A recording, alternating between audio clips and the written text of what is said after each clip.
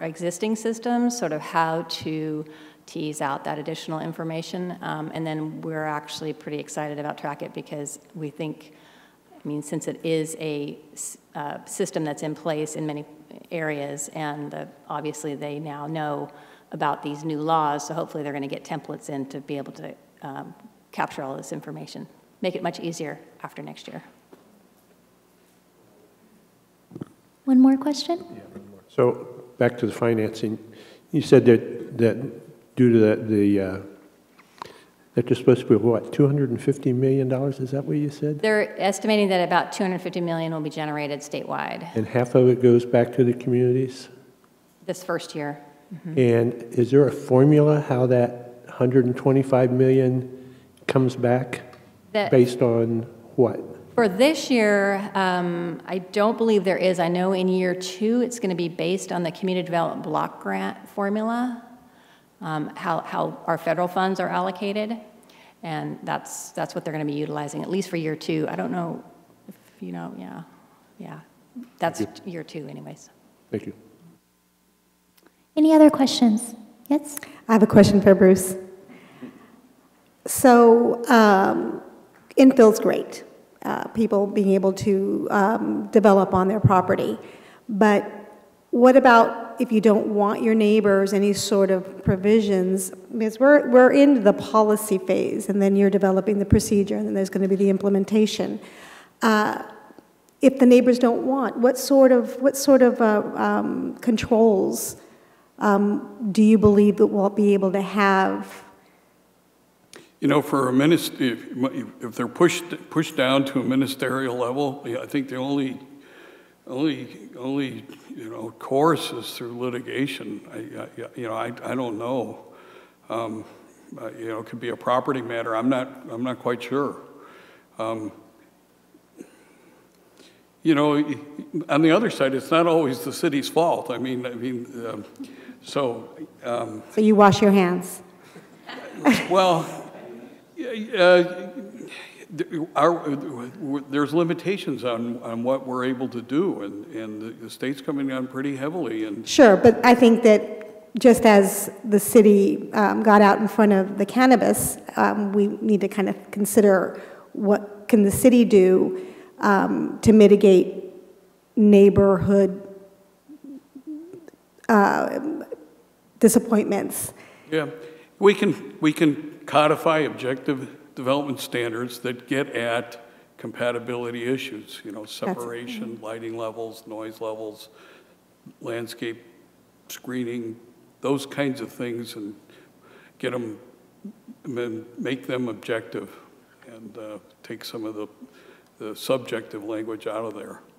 Great, thank you. I had a quick question. On the housing element annual reporting, the one slide you had, you guys, I needed some clarification on a couple things. One, the bullet point income category, each new housing unit satisfies per RHNA, and that's the rural housing needs allocation, is that right? Regional housing Regional, needs. So can you tell me how that's calculated and how often is it updated? Well, so right now. And what does that mean for us here? For you here, it doesn't. It's going to be on us, staff level. So basically, right now, typically, the only units that we know, typically it's an affordable housing complex that perhaps the city is investing funds into, or it could be single-family homes like Habitat for Humanity, that kind of thing. We know that those are targeting a certain income level. But typically, and so we know those. And otherwise, basically, all of the permits are pretty much categorized as above moderate income. So with this code revision that we're looking at, could these accessory dwelling units be included in that if they're, let's say they're Section 8, let's say they're something like that? Could that be included in that calculation? There's some talk about that right now. They're still trying to figure out kind of how we can do that, because conceivably, yeah, a second unit could be maybe just automatically deemed affordable, although not necessarily. So we're still waiting on that information to see how we might be able to. If you're looking for guidance from the state on that? Okay, great. Yeah, that was my question. Thank you.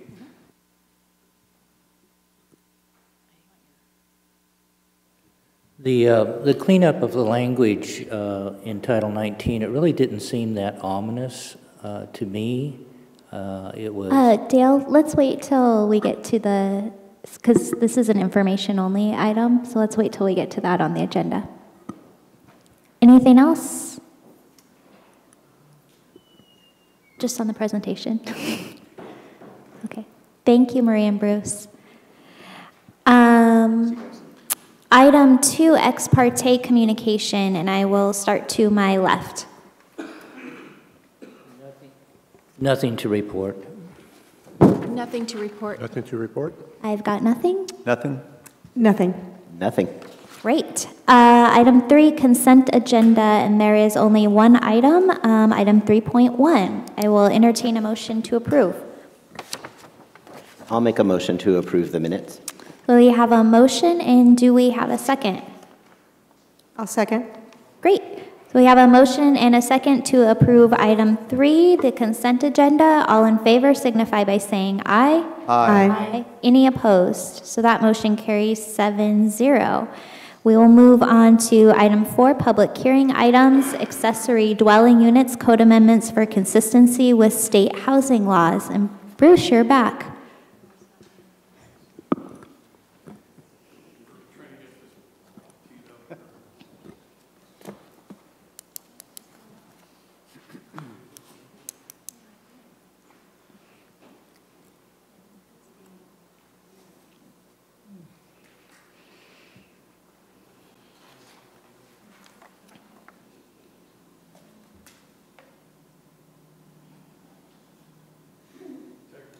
It's okay.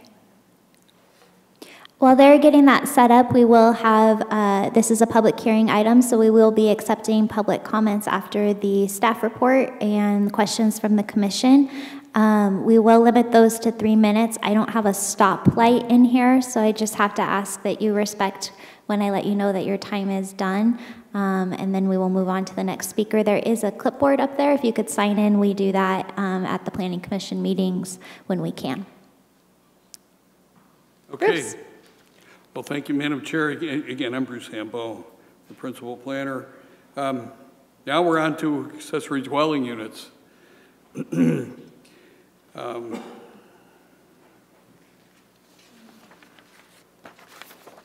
Just as a repeat of what we just went through, we are in a dire situation, but I'll bring it home. I mean, in Chico, you know, we, over half of the, and this is the results from our 5-year annual report that was a few years ago, but over half of the 19,280 renter households spend more than 35% of their income on rent. And then, and 1/3 of those folks spend more than 50%, 1/3 more spend more than 50% of the income on rent. So that's a significant chunk of Chico residents that are being impacted. So we're not isolated from this problem that's occurring. So that's why the state has said this is drastic actions needed. And as we discussed earlier, this is a mandatory amendment. In fact, there's penalties in here. I've highlighted the penalty clause in here, which pretty much says that if the ordinance isn't updated by January 1st, the existing ordinance you have is deemed null and void. But this isn't really new. I mean, the city went through this. The first time the state dealt with accessory dwelling units was back in 2002, and we were all in shock back then. And they said, drastic action, you've got to make them a ministerial, which means permitted pretty much by right.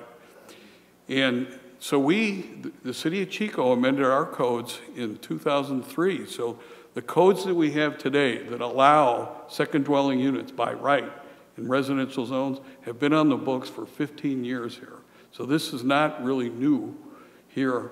And coincidentally, the requirement that the owner occupy either the accessory or the main dwelling, that requirement's been in place for 15 years too.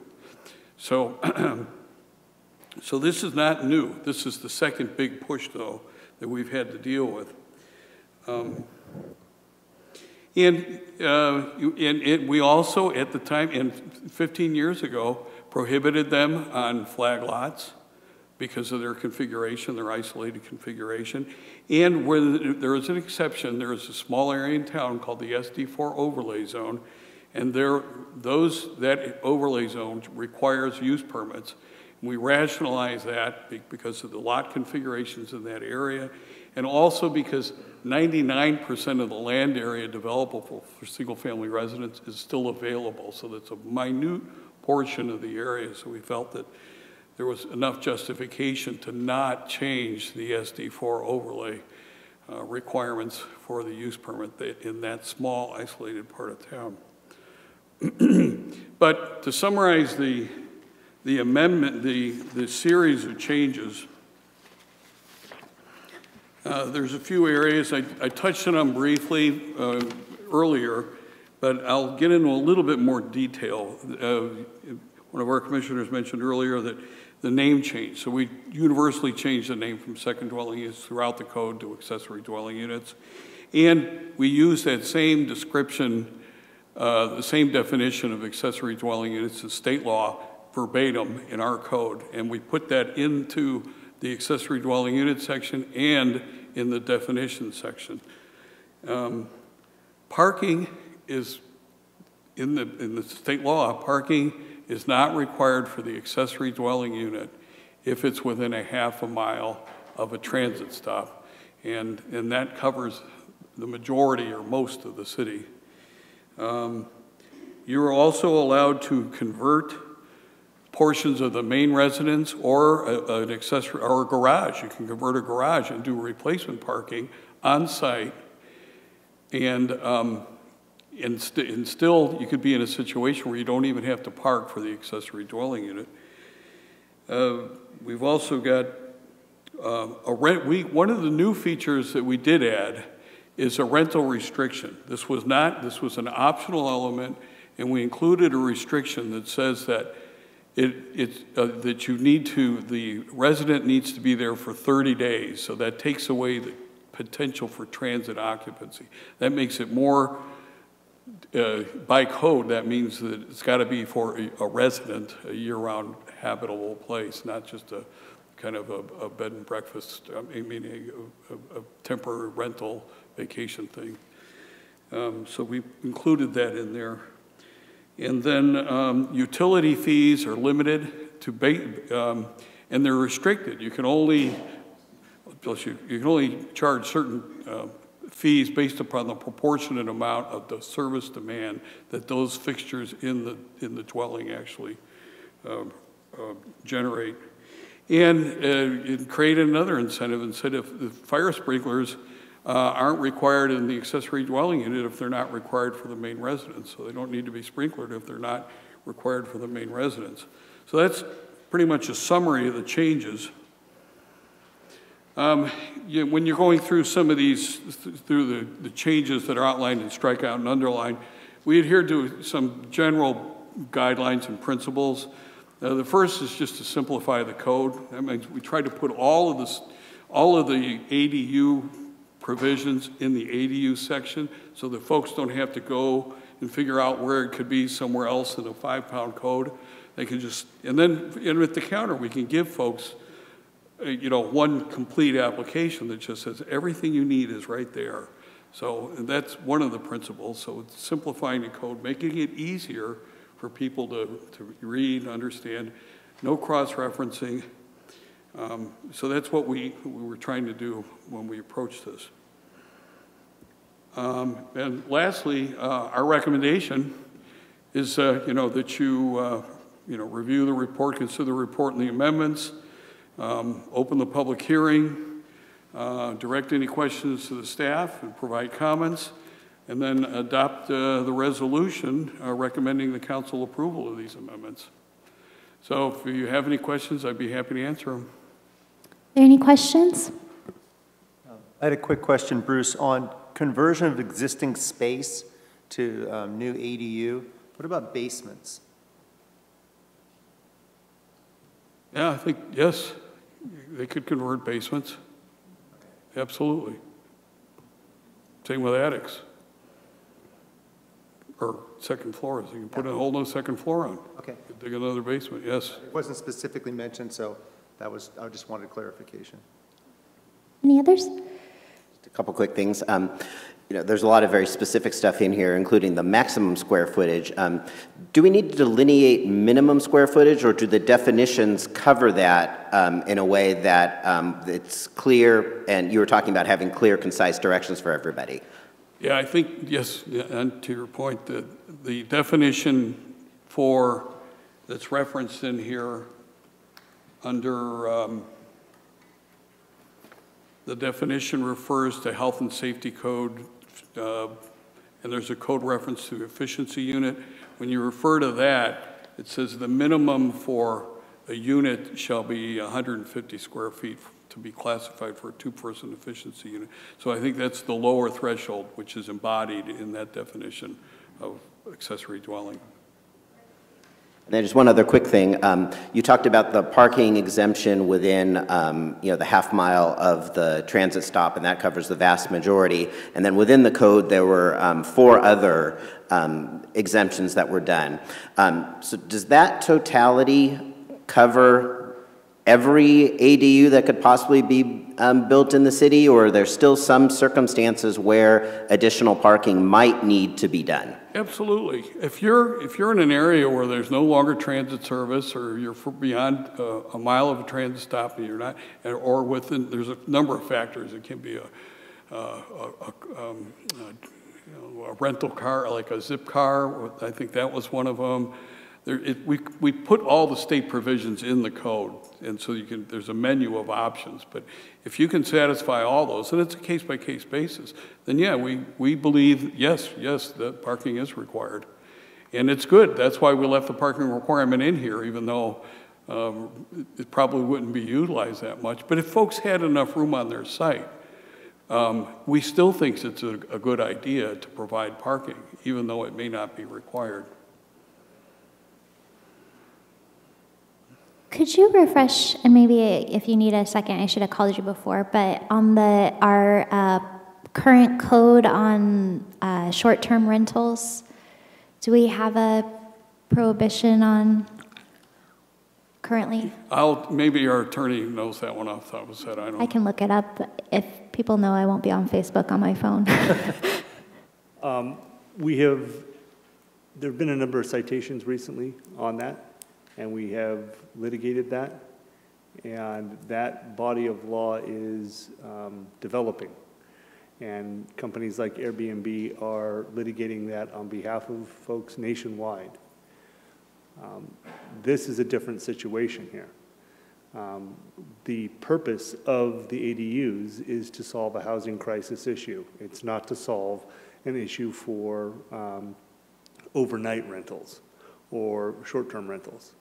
And so by putting in this code the section, the prohibition on short-term rentals or rentals less than 30 days, we believe we are protecting the city for ADUs not becoming mini B&Bs. So that is consistent with the current intent of the code as we're interpreting it. Okay. But if we do pass this tonight, this applies to existing, not just new. It applies, yes, it would apply to existing ADUs. It would be the current code. Okay. Any questions on my left? Commissioner Evans? So when it talks about utility hookups and adjusting the cost for doing those, is there, I hope this isn't a stupid question, is there a requirement to have separate metering for ADUs? In other words, I can see a new unit or a detached garage, they have their own PG&E meter, et cetera, but if it's a garage, just the homeowner is going to pay all the utilities and include that in the rental agreement. I don't know in this community and other communities that has been a requirement, and that has been a major problem.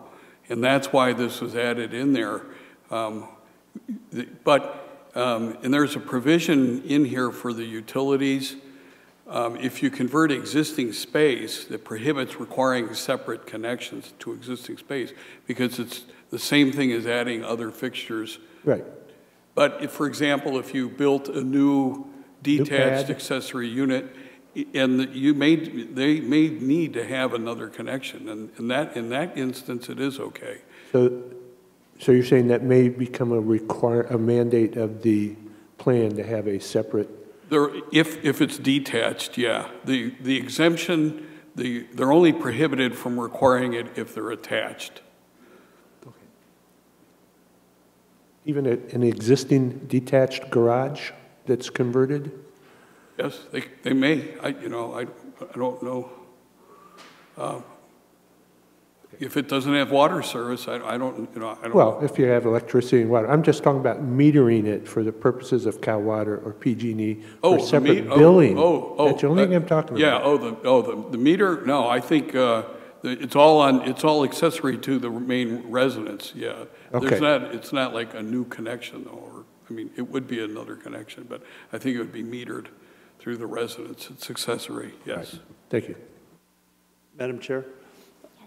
A question has come up in other contexts regarding this, and it's important to note that while the code might prohibit it in certain circumstances, prohibit staff from requiring it, it does not prohibit a homeowner from doing it.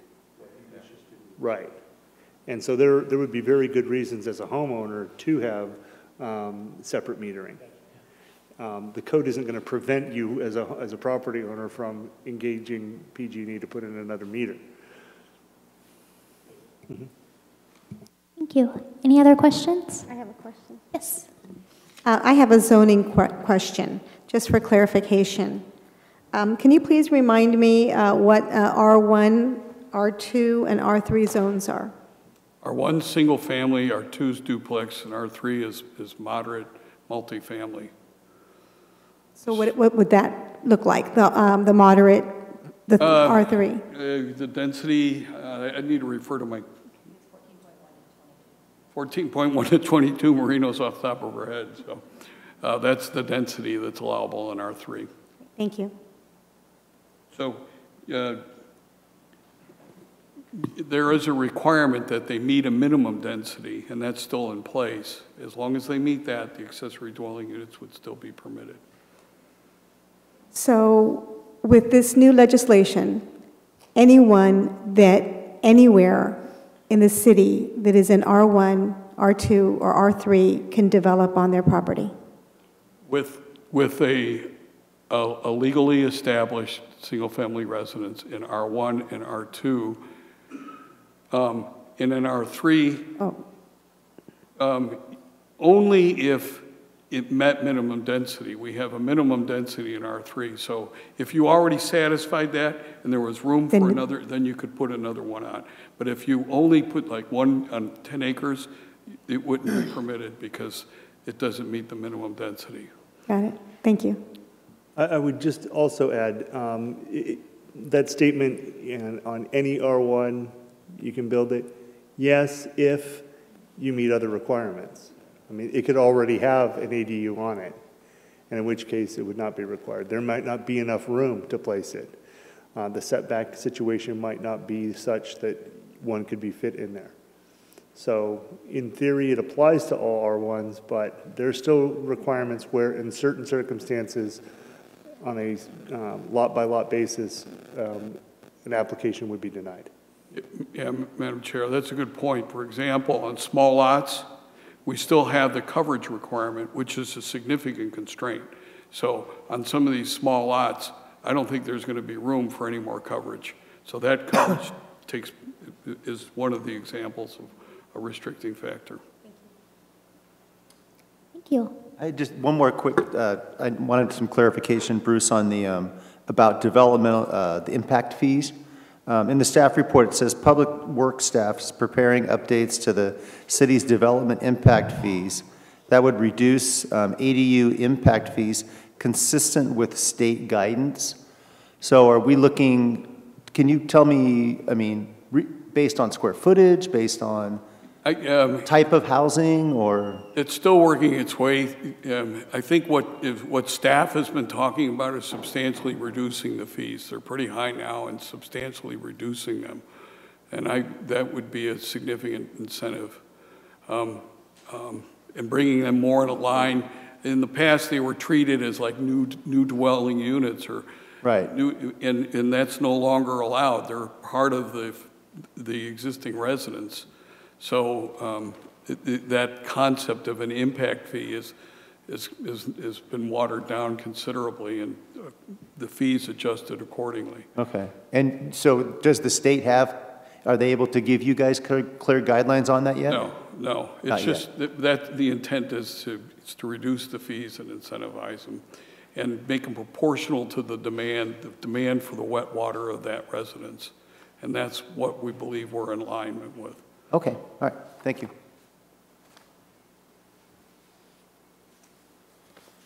I think you get a break. Oh, okay, thanks. And we will open the public hearing, and speakers want to come up to the podium, 3 minutes, and there is a clipboard if you could sign in after you speak.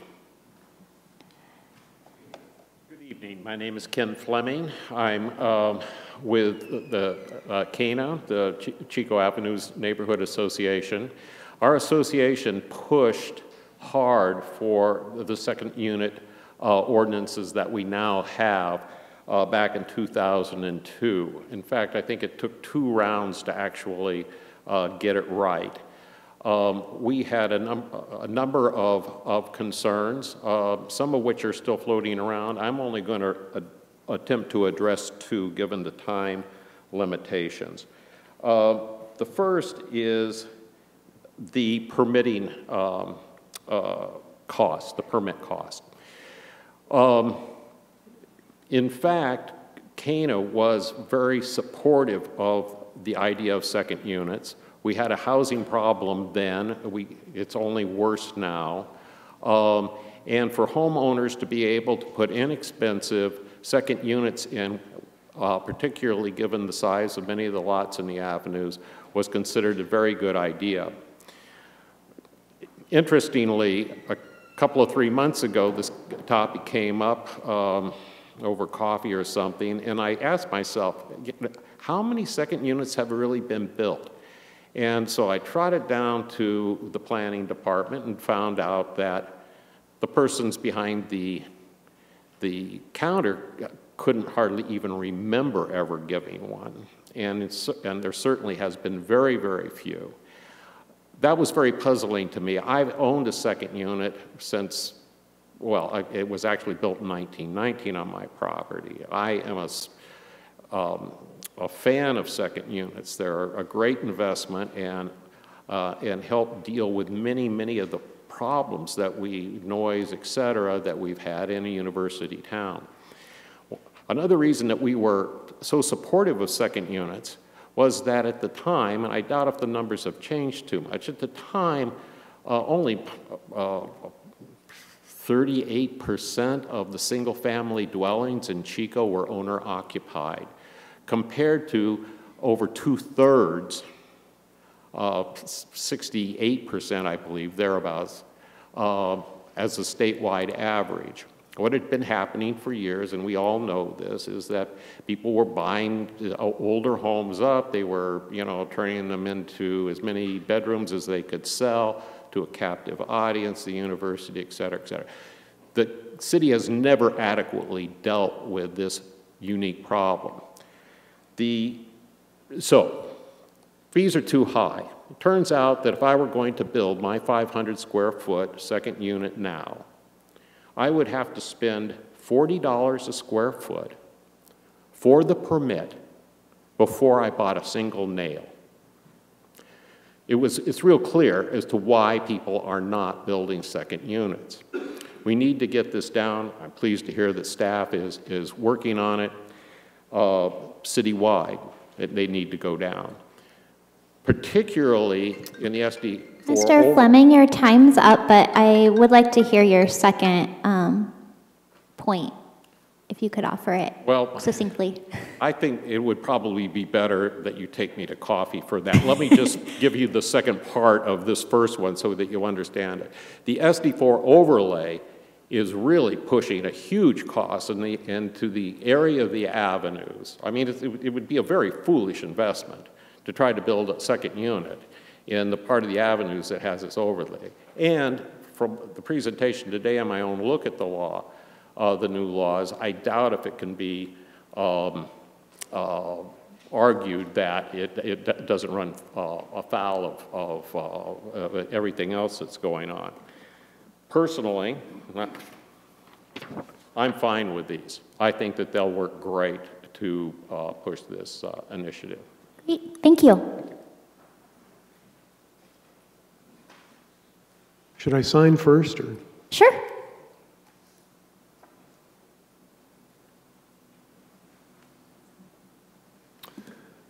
Good evening, respected commissioners. My name is Scott Huber, and I woke up this morning thinking that I had a brilliant idea related to this accessory dwelling unit conversation. So I made some phone calls and some texts, and in fact, I texted Lupe. She wasn't available. I talked to John. I called my friend Adam Fideli over there to share it with him.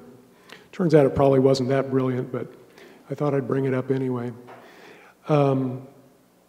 You know, the Butte County Housing Authority right now is experiencing about a 10% acceptance rate on their vouchers for Section 8.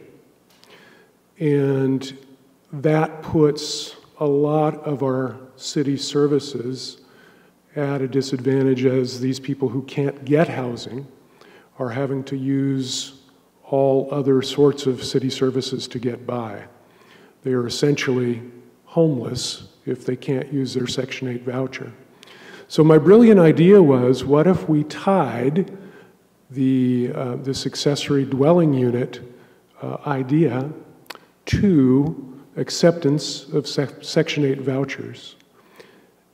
I think the way to do that would be to provide reduced or eliminate development fees for people that were going to develop these accessory dwelling units if they would agree to accept Section 8 vouchers. So I think that would help us relieve some of the pressure on, you know, I think the biggest part of this problem, this affordability, housing affordability and availability of housing, it affects the people in the lowest socioeconomic portions of our county the most. And by tying these things together, we could kill two birds with one stone. Thanks very much. Thank you.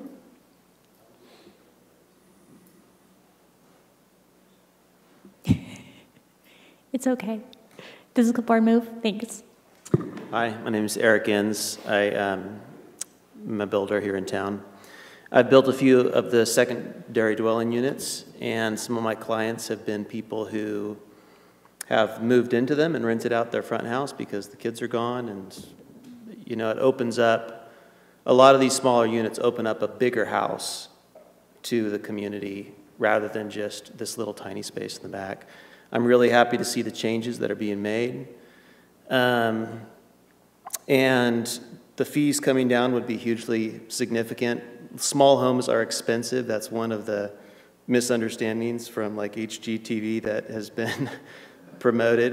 You still have a kitchen, you still have a bathroom, you still have all these walls. Square footage is not that expensive to add, but to take it away, you still have all these major expenses. Can I ask a question to the planners, or is that? If you could direct the question to Okay. me, and then Yeah. we can get it answered. One for you. of the challenges when I've been looking for clients who want to add a second dwelling unit is the setbacks. And I think maybe that's something that the city controls, but one of the interesting laws on the books is a detached accessory unit has to be 30 feet away from the main unit. And that particular item has caused a few of my projects not to go through. It's strikes me as odd that you could have one attached to the house, but you can't, as soon as you detach, you have to be a certain amount away. So I'm wondering if these are being reviewed or changed, or what's the process there? And is it open to having builder discussions with the planning department as they review the code and look through this stuff? So. Thank you. Before we have the next speaker, we'll get that question answered.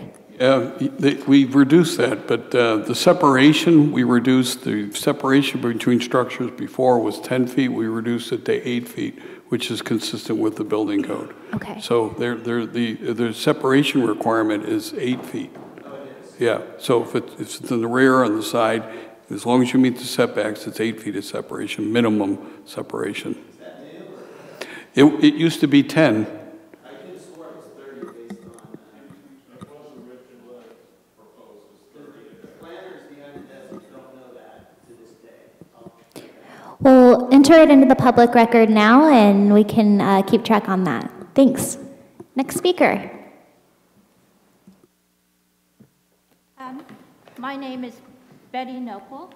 I live on West First Avenue, right behind the high school. I've been part of the Cana board since its inception. I really have a problem, especially on First Avenue. Most of the houses built on First Avenue are for single-family car. When a second unit is permitted, like directly across from me, they were to find off-street parking. When that second unit was built, there was no off-street parking. A neighbor called code enforcement twice during this November, and again, I talked to the code enforcement last week. It is unsightly to have 6 cars parked in front where there is no longer any grass. I was told by the city when they put that second unit in that there would be off-street parking for them and that they were not permitted to park on their lawn. There are 6 bedrooms. 1 off-street parking. So when I talked to code enforcement, I said, I'd like to see those cars off that front. There are 6 cars now since a new owner within the last year. And I know they will park in front of my house because of that. I'm fine with that. I just don't like our neighborhood to be trashed up because you don't enforce the code in our area. And that was one thing that Cana pushed, was that you solve our traffic problem. And you have yet to solve our traffic problem. And second units continue to go in illegally. And when I asked, why do you continue to allow second illegal units? You don't collect the taxes on it. Well, the neighbors have to report it. Why should the neighbors have to report it? And like I said, First Avenue, right in front of my house, on an average, there are 4 accidents on Hobart and Warner and the alley. As many as 4 times a year, and that is too many. And that included us, when someone plowed into us. Because they can't see to make a turn. Ma'am, we've reached your time. Okay, thank you. Thank you.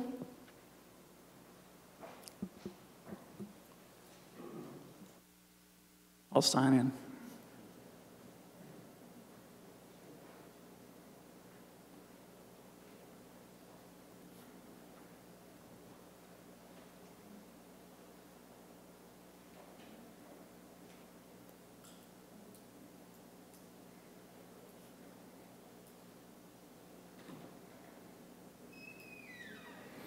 All right.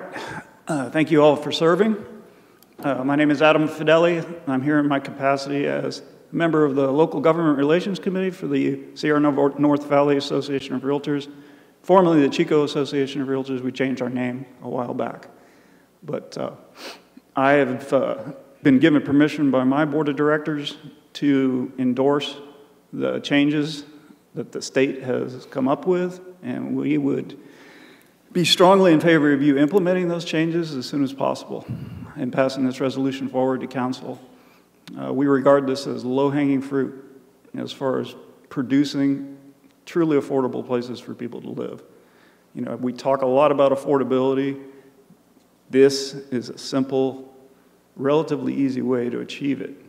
And the changes that have been made by the state, who's showing some amazing creativity, by recognizing, okay, if we reduce the barriers for property owners, homeowners, they will move forward with this more easily. Right now, people love the idea. In 18 years of selling real estate full-time, I can tell you that people absolutely love the idea. They love the increased utility. They love the potential for some income. As Eric alluded to, they love the flexibility of being able to move into the small one and rent the big one for their retirement, etc.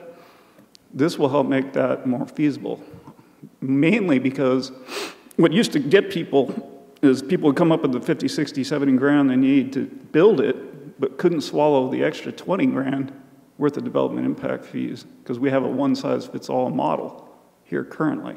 The state mandates will change that for accessory dwelling units. So people will be able to do it more easily now. So that's an exciting new development. So I would advocate for that. I would also just mention that there are a lot of units here in town that have been built on the sly, you know, that aren't on the books. And I think we ought to give some consideration to a pathway to making those legitimate, like some kind of amnesty program. I know the chief building official had some thoughts along those lines. I don't know if he's communicated those or not, but I think that should be part of this process for safety reasons and for also getting them on the tax rolls and making them legit. Because in deals, if I come across with something like that and I'm trying to sell this property as an illegal second unit, guess what? I just lost $50,000 to $100,000 off the appraisal. It blows it up unless you get a cash buyer. So, food for thought. Thank you all very much. Great, thank you. Any questions from? Questions? No. Oh, thank you. If you could move the clipboard onto that chair, that would be great, and then people could just sit there and sign in when you're done.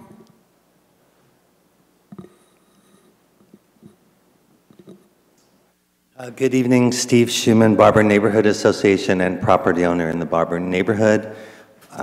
Thank you all for serving. I really appreciate it, and of course all the work that the city's doing. This is an incredible task that you have before you, and I, as a citizen, I'll offer as much help as I can.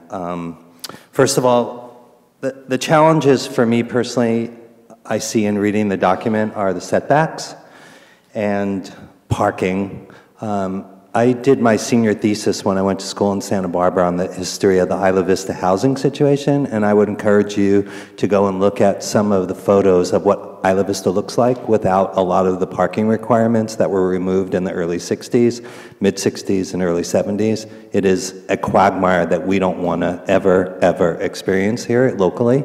So from someone who lives in an existing neighborhood, I really encourage you to look at that before making your recommendations. As far as the ADU, I didn't notice anything that I read here today in the packet that disallowed units in the front yard. There are some large or semi-large properties in Chico that could have an existing dwelling unit, and we want to think about, do we want a smaller unit in the front yard, or what I would consider the front yard? So that's something to think about as well.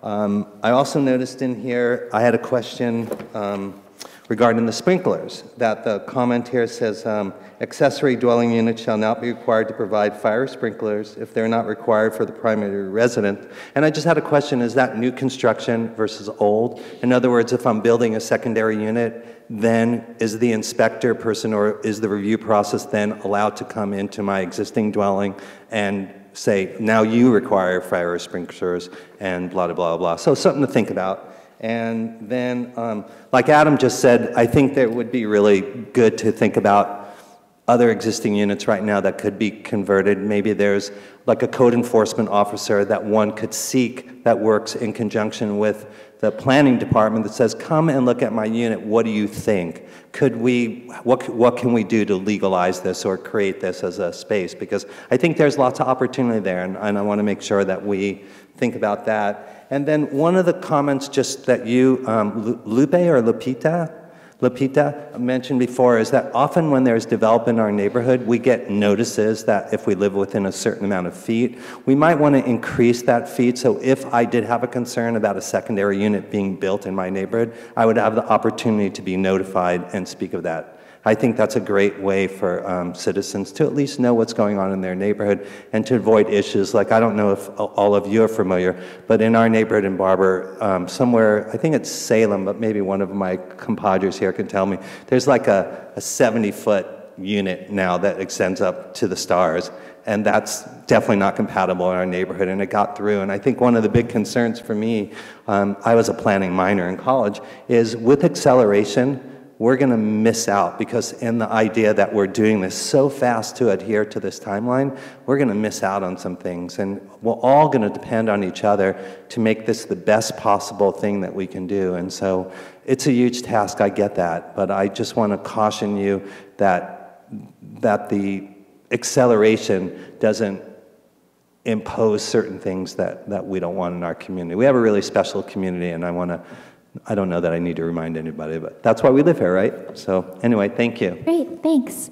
Before we move on, can we get some clarification on some of those questions, the fire sprinkler one in particular? Any idea on that? You know, I need to look into that and check with one of the inspectors to see how they would administer that. Okay. And then are units disallowed in the front yard currently? Yes, there's nothing prohibiting them. Okay. But, excuse me, but remember though, these are accessory. So that means in order to do that, then there needs to be a big house at the rear of the lot, and then you could have a smaller house built in front. But it's accessory to the main residence. So that means there's already a main residence there, or you're building two at the same time, but one is the main and the other is accessory. Okay. But the accessory can be in the front, yes. And then would there be any noticing at all? These would be permitted by right, correct? That's correct. Yeah, there would be no noticing because there is nothing to notice. It's a ministerial act. The idea is the applicant comes in and it's over the counter. If they meet the conditions, it's immediate. Staff has 30 days to determine whether or not they meet the conditions to issue the permit. Correct. Next speaker. Good evening. I'm John Whitehead. I'm also with Cana, and I had a couple of technical questions for staff. But I think one of the issues or the concern in the avenues, certainly the west avenues that predicated the SD4 overlay, was the enforcement issue. And so you've heard talk about the enforcement issue this evening. And how do neighbors, since it's a neighbor reporting responsibility to bring to the attention of city staff that there's a suspect or bootleg or whatever you want to call it, accessory dwelling unit, or somebody's using a facility as a dwelling unit. So what's the best process to do that? And there's some concerns, or were some concerns that neighbors' issues were being adequately addressed, and that was where the SD4 came from in the first place. So with that in mind, what is the enforcement mechanism after the fact to see that at least one of the units is owner-occupied? And then if you have a detached or attached garage and you convert it to a second dwelling unit, how do you meet the energy calcs that are currently required? My understanding is it takes almost a 2x6 wall in order to meet current energy calc. So There's probably some builders in here that could give me some input on that. And then the other thing is on alley access. That's always been a question since there's many dwelling units currently in the avenues on alleys. And the standard that I see in here says that the alley is to be approved to city standards, and it makes some reference to non-permeable or permeable surfaces, and I don't see where those city standards are spelled out. Thank you. Thank you. So we had enforcement issue, detached garages meeting energy calculations, and alley access. Madam Chair, in answer to the enforcement, it's just general code enforcement, and our code enforcement operates on a complaint-driven basis. They don't do what some people refer to as selective enforcement, which means proactive. They're complaint-driven. And then the requirement for the owner occupancy, in order to affect one of those permits, they have to record a deed restriction that says the owner will live in one unit or the other. And I have to tell you, compliance is 9/10 of the effectiveness of that. But if, for example, it did come in, it was brought to the attention of code enforcement, one of the first things they do is see if you're actually living there, because we're going to have the recorded deed restriction, and then we could move on it from that standpoint. And then on the alley standards, maybe Matt can answer that. Our current code has no requirement for improvement or payment of alley fees for secondary dwelling units.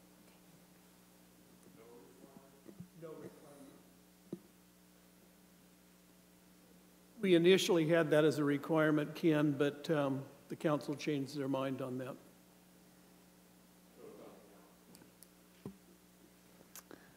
Mr. Trollander. Hi, my name is Mike Trollander, and I missed the first part of the meeting. Maybe you covered this, but is there a minimum size and because it's not a state issue?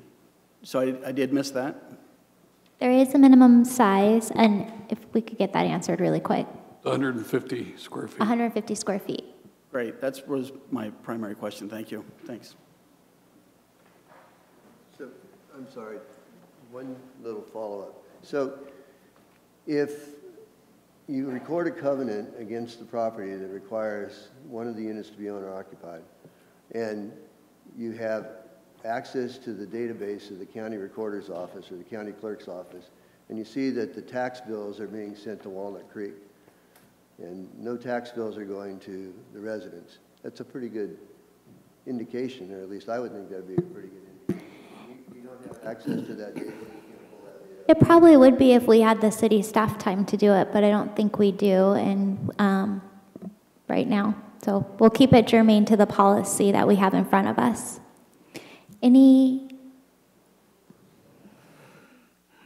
Yeah, my name's Kirk Monfort, and I'm a member of the CANA. I was also a member of this commission for 17 years, back when we passed the original deals, and I'm glad to see these recommendations. The state finally preempted the issue and kind of forced it.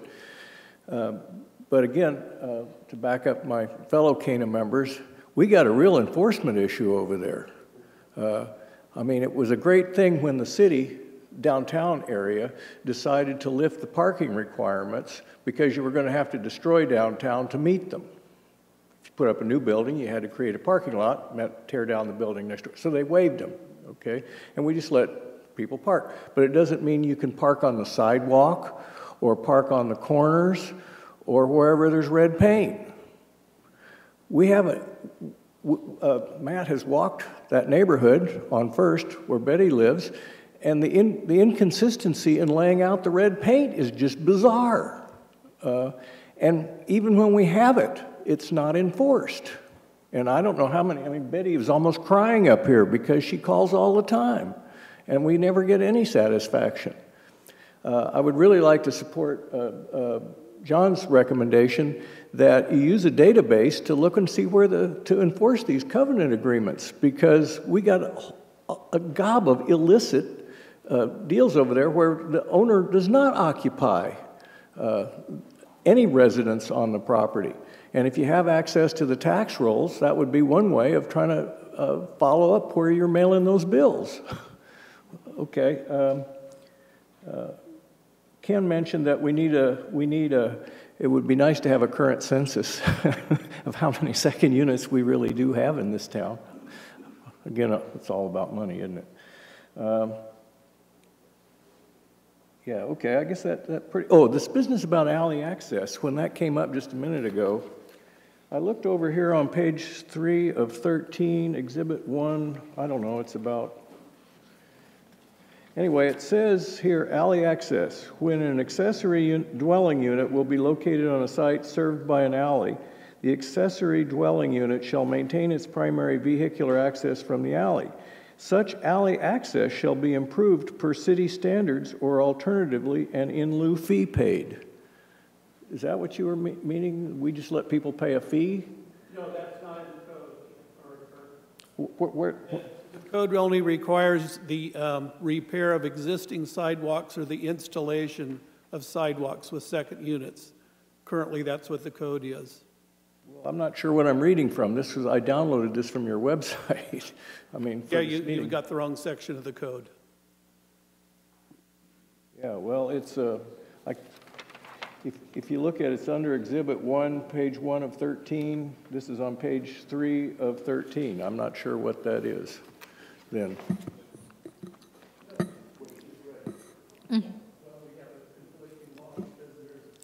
Requirement for public improvements and secondary dwelling units are exempt from that. Well, this... Thank you. All right.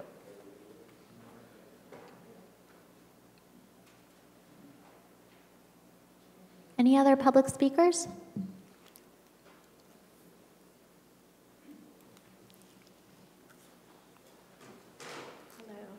My name is Janet Elner. I'm with the Barber Neighborhood Association.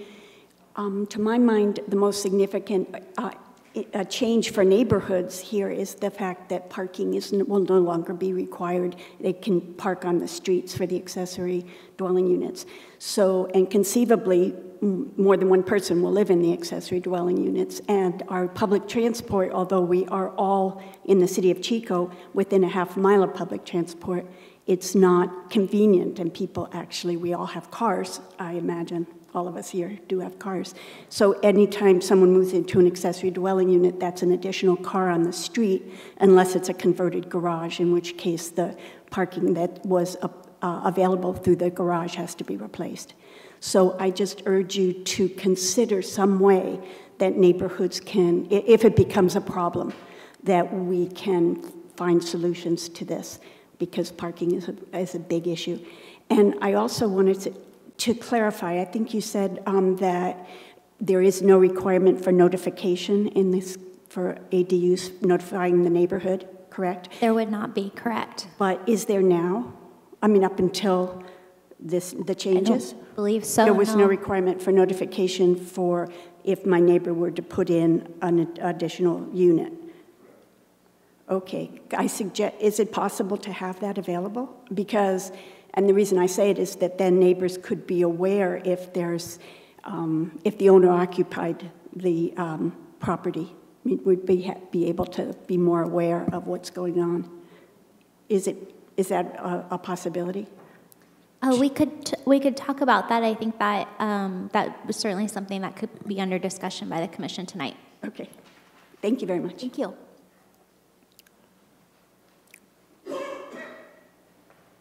Any further public comment? Nope, sorry. With that, we will close the public hearing. Can we get some clarification on that alley access before we vote? The alley access? Yes, because we do have that in our language. That's on the bottom of page 3. So would that be? Madam Chair, if we can look into it, but if Matt's correct, and I believe he is, I mean, we don't know, I didn't know that until just now. We can strike that. I mean, if it's causing confusion, if realistically, if we're going to charge a fee, then we shouldn't be referencing it. That was in the existing code, that we didn't change that. So I don't have any problem striking it. Okay, that's something we can talk about.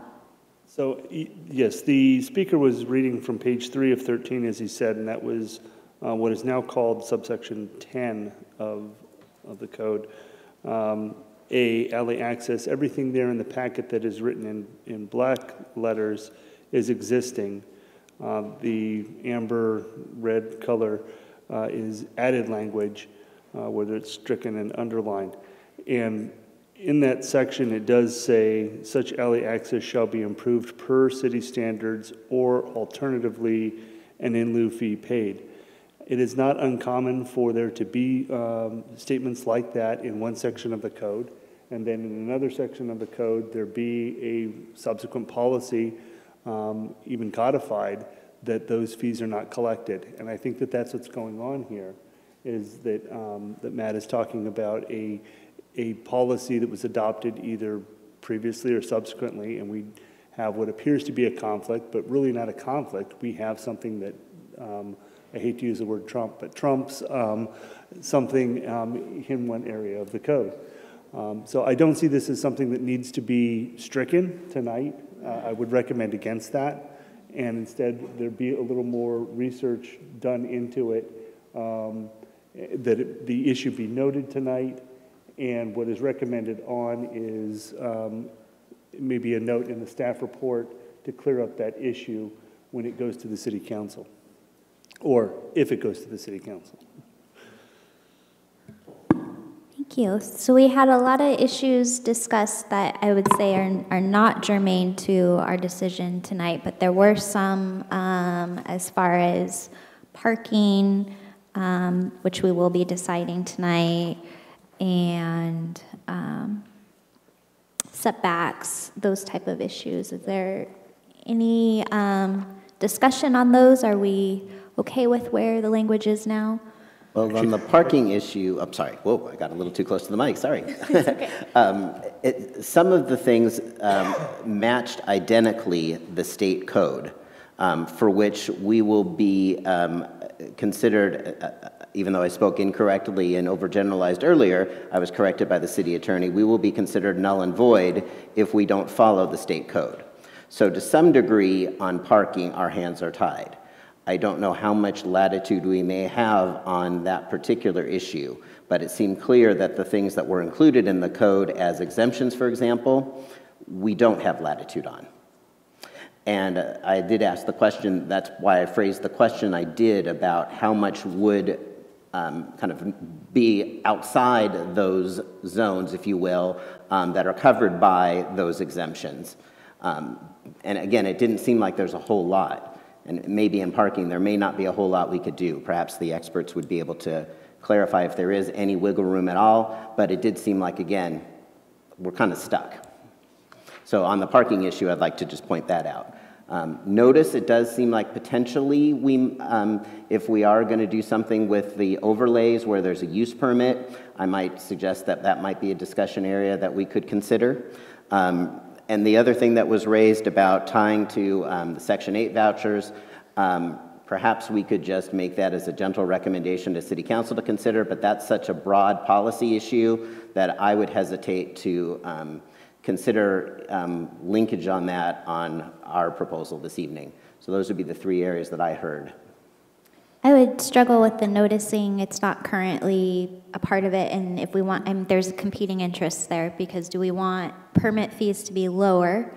And if we do, then that usually eliminates the ability of noticing, because that would be on the applicant's shoulders to bear that cost.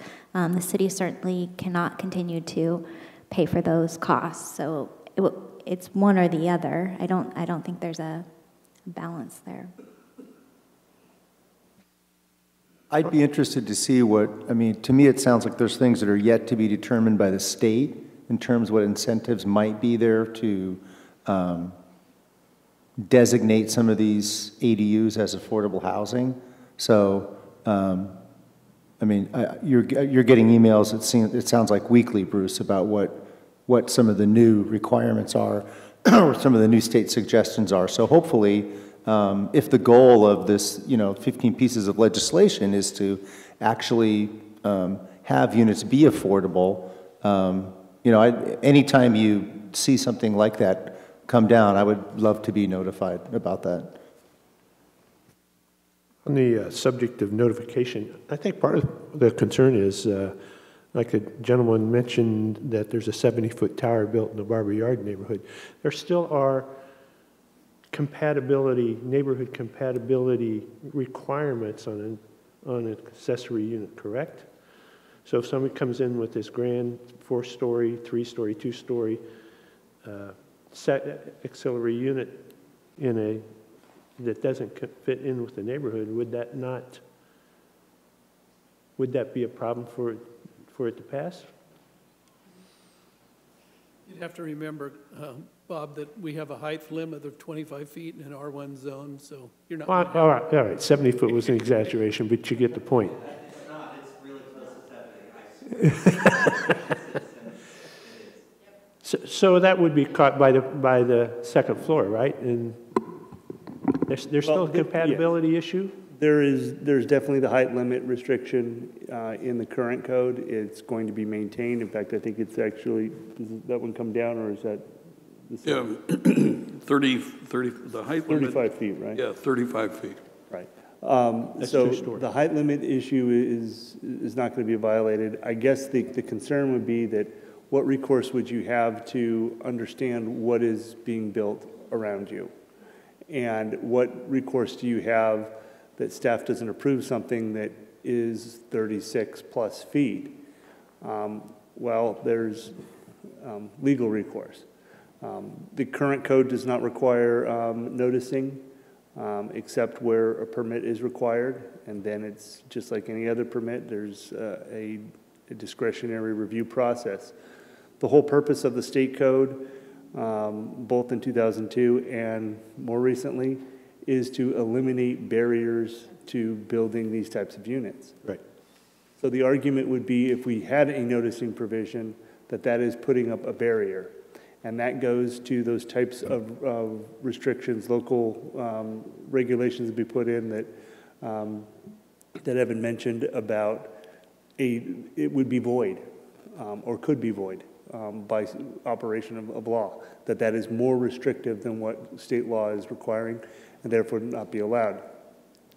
When the speaker was asking whether noticing could be done, I think I even reached for the button and pushed it, and I was going to say in a word no, but upon further reflection, I can see a way that a city might be able to do a noticing provision, not for purposes of allowing there to be a hearing, but simply for purposes of there are units being built, and here they are. But again, it runs the risk of going above and beyond what state law allows. So I would recommend we note that that's a concern, look into that a little bit further, and see if and address that.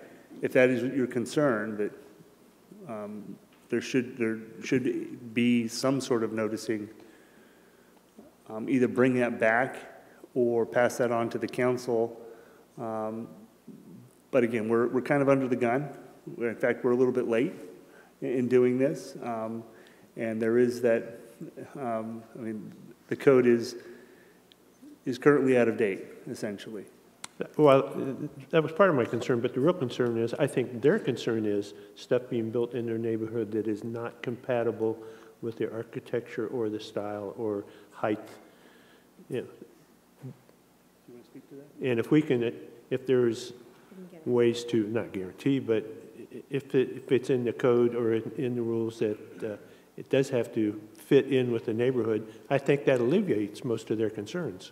Madam Chair, we do have one of the provisions at the end on page 5 of 13.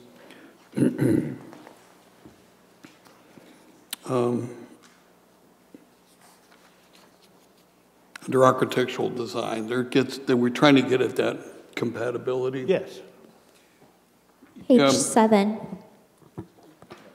This is on Exhibit 1 on page 5 of 13. at the top of the page. Under, 15, new number 15. So that's the architectural treatment and compatibility. Now, I don't think, as our attorney indicated, we have a lot of teeth to that. It's kind of a, it's a strong encouragement that they be mindful of that. But I would like to add, one of the things we can do, because we're upgrading our application procedures, is that we could kind of, in the front end of our applications, we could have kind of a good neighbor statement, a policy that just says, we recommend that you be sensitive to your neighbors, and that you maybe meet them and say, well, it's voluntary, of course, but I think it's a considerate thing to do as an advisory. Say, you may want to meet with your neighbors and tell them this is what I'm planning. These are when I'm placing my windows. This is how tall the building's going to be, and I'm going to screen it in this way. So those kind of things so that you can make it a mutual success between the property owner and the adjoining people. So that could be an advisory that we could officially, unofficially advise people of. Any other comments, questions? I do. Let's get Cynthia first. Oh, sorry. I want to go back to and revisit some of the places that Mrs. Noble was talking about, that they've turned them into 6 rooms, blah, blah, blah. So they're probably not to code. So she called code enforcement. For my sake, and probably for her sake as well, because I think we need to address this. What are the steps that a person would take in order for someone to go out and address this situation for Mrs. Noble, and then if we were ever asked as well? The code enforcement process, the complaint is submitted, the inspector goes out and does their investigation. So they do the research to find out things like, is there a deed restriction, is it permitted, blah, blah, blah, blah. And so there's a series, and actually it'd be better to have code enforcement staff answer this, but in general, the process involves an investigation and an exchange of information and giving the person time to abate the violation. The objective between code enforcement is to get them into compliance with the code. So that either means abate the violation or get the necessary permits to make it legal. So there is an investigative process that it's a very deliberate process, and it involves fines and so forth and penalties. And so that's in a different end of the code than it's in land use, but the fines and everything else are getting into penalties. And so there are mechanisms they can do to escalate the consequences of enforcement. Or they can tell the folks, get the people out of there. I mean, that could be the action. So it's a long, arduous process they need to continue. I was going to say, how long does this take to get some feedback?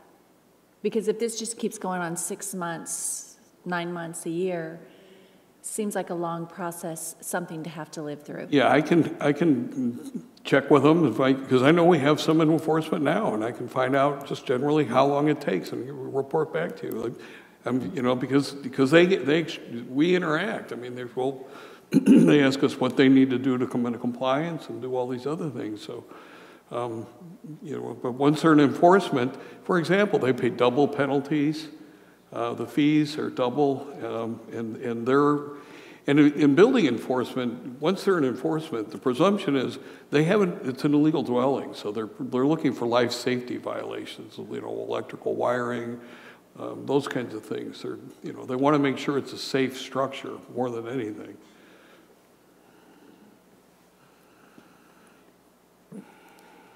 We had a lot of wonderful residents come and talk to us. And the one thing that keeps flashing in my mind, I'm originally from Southern California, Whittier. I moved out 31 years ago.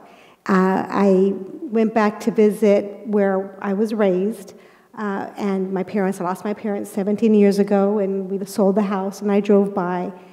I could barely see, the neighborhood looked so different because there were so many cars in the driveways, on grass, in the street, and it just didn't look like the neighborhood that I grew up in. So when I hear our neighbors' concerns, and I know that's not what's ahead of us, that's not what we're going to be voting on, but we're all part of this community as well.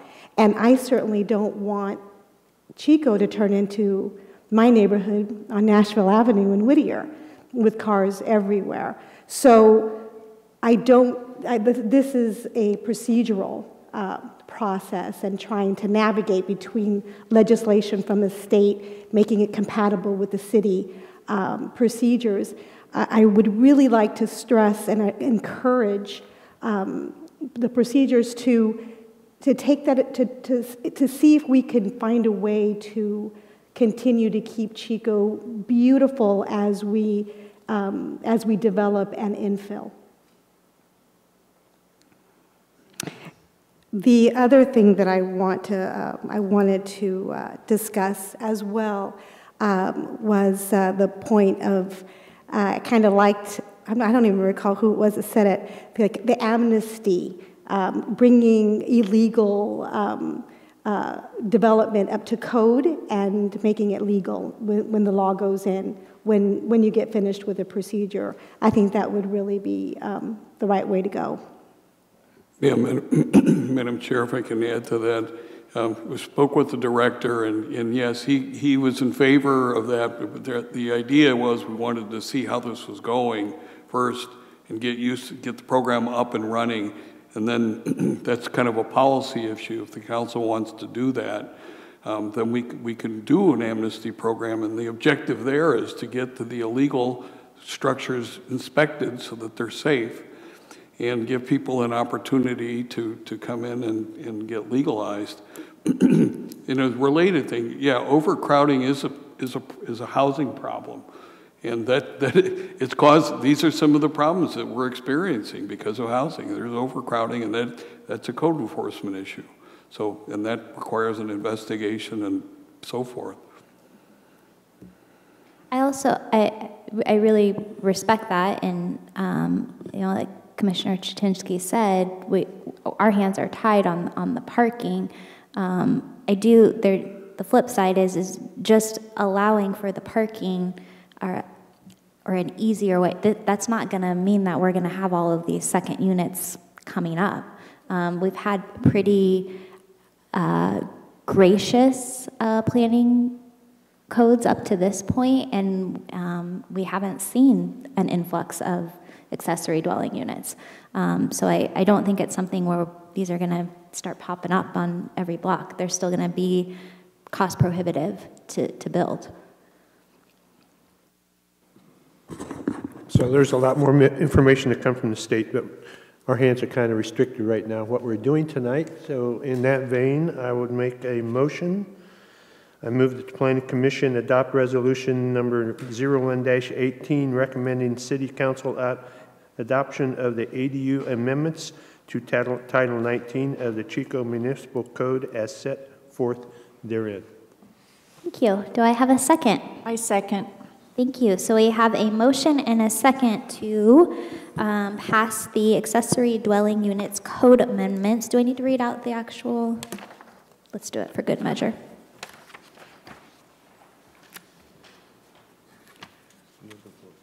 Your motion. There we go. Resolution number 1-18. Any further discussion? Specifically, I think we should, there was that issue of clarification on the fee that was going to be looked up. I think the proviso, I believe we all would be happy knowing that we are approving something, knowing that there's a part of it that is going to be checked. I don't know if that necessarily needs to be formally amended, but just perhaps duly noted that part of what however we vote, we all know that there is part of it that's being checked. I think my only discussion, and I don't want to get hung up on this, the 30-day rental, that is optional. It doesn't sit well with me as a private property owner. You should be, it's not, these are going to impact people who already do have these accessory dwelling units. So it's not like there's going to be all this space that's now freed up for low-income housing, and putting that restriction isn't the best thing for me, but I do support the overall goal, so I will support the motion. I'll say that I kind of do support it because in my head I could see the idea of, unfortunately the word transient has been, I believe, misapplied a lot in our political dialogue, but I do believe that in this term, transiency of people not necessarily staying in the home and having the second dwelling units be used as actual dwelling units, I do see that the appropriate use and the impact on the neighborhood, it will be safeguarded by having this idea of tenancy versus occupancy. Definitely. I come from a family that was traveling nurses, though, and so there was not a, it was 3 weeks at a time or 2 weeks at a time, and the home was for traveling nurses, and with Enloe being one of our largest employers here, that would just be something that, for my consideration, I think it's... Madam Chair, call for a vote. Okay. We will have a vote. All in favor signify by saying aye. Aye. Aye. Any opposed? Okay, so that motion carries 7-0. Thank you, Bruce. We will move on to item number 5, regular agenda. There is none. Item 6, for anybody still wanting to speak to us, business from the floor. Members of the public may address the commission at this time on any matter not already listed on the agenda, with comments being limited to 3 minutes. The commission cannot take any action at this meeting on requests under this section of the agenda. Is there any business from the floor? Mr. Fleming.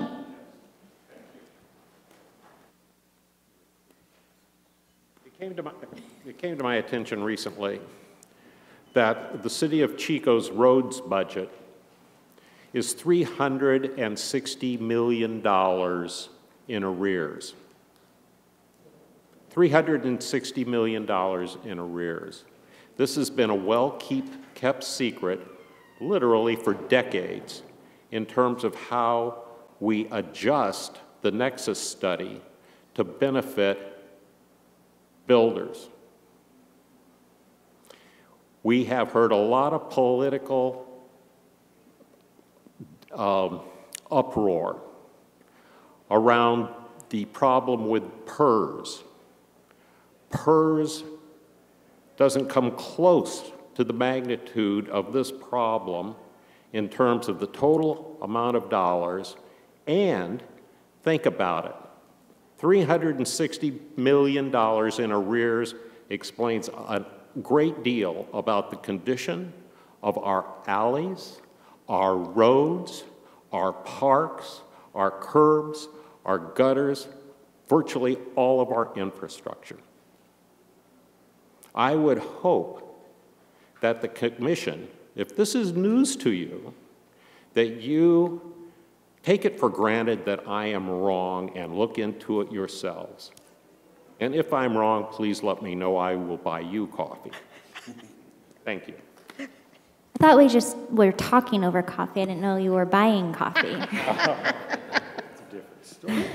Item number 7, reports and communications. Is there anything from staff?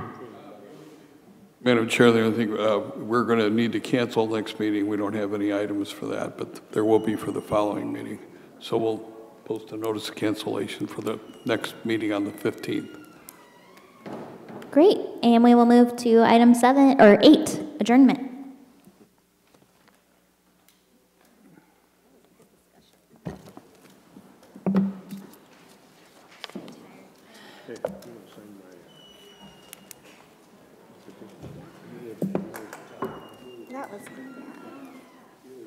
I have a question for you.